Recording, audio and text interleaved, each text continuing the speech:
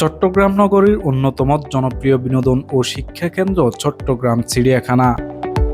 চট্টগ্রাম শহর থেকে প্রায় ৩ কিলোমিটার উত্তর-পূর্ব দিকে পাহাড়তলী ইউএসটিসি মেডিকেল কলেজের বিপরীত পাশে পাহাড়ের পাদদেশের প্রায় ১০.২ একর জমির উপর চিড়িয়াখানাটি অবস্থিত।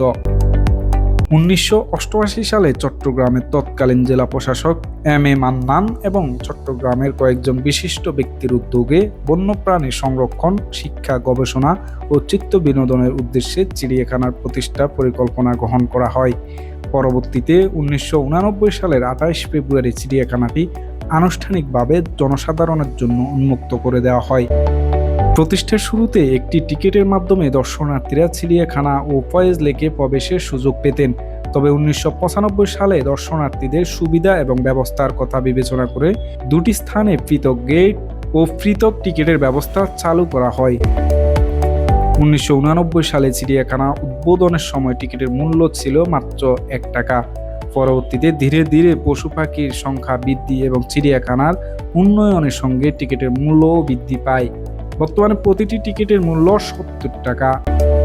২০২৪ সালের তথ্য অনুযায়ী চট্টগ্রাম চিড়িয়াখানায় বর্তমানে ৬৬ প্রজাতির সর্বমোট ৫২০টি প্রাণী রয়েছে। এর মধ্যে বিভিন্ন প্রজাতির স্তন্যপায়ী পাখি ও সরীসৃপ রয়েছে। উল্লেখযোগ্য প্রাণীর মধ্যে রয়েছে মায়া হরিণ, ধনেশ ময়ূর ও মুখ ফোড়া হনুমান। এসব প্রাণী দর্শনার্থীদের বিনোদনের পাশাপাশি বন্য প্রাণী সম্পর্কে জানার সুযোগ করে দেয়।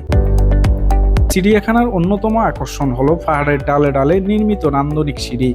পাহাড়ি পরিবেশে তৈরি এসব সিঁড়ি ও প্রাকৃতিক সৌন্দর্য দর্শনার্থীদের বিশেষভাবে মুগ্ধ করে। পরিবার, পরিজন, শিশু, কিশোর এবং শিক্ষার্থীদের কাছে এটি একটি জনপ্রিয় ভ্রমণ স্থান। চিড়িয়াখানায় ঘুরতে যাওয়া শুধু আনন্দ ও বিনোদনের বিষয় নয়, এটি জ্ঞান, শিক্ষা, গবেষণা এবং প্রকৃতি প্রেমে এক গুরুত্বপূর্ণ মাধ্যম। এখানে বিভিন্ন প্রাণী ও পাখি কাছ থেকে তাদের জীবনধারা, বৈশিষ্ট্য এবং প্রকৃতিতে তাদের ভূমিকা সম্পর্কে জানা যায়।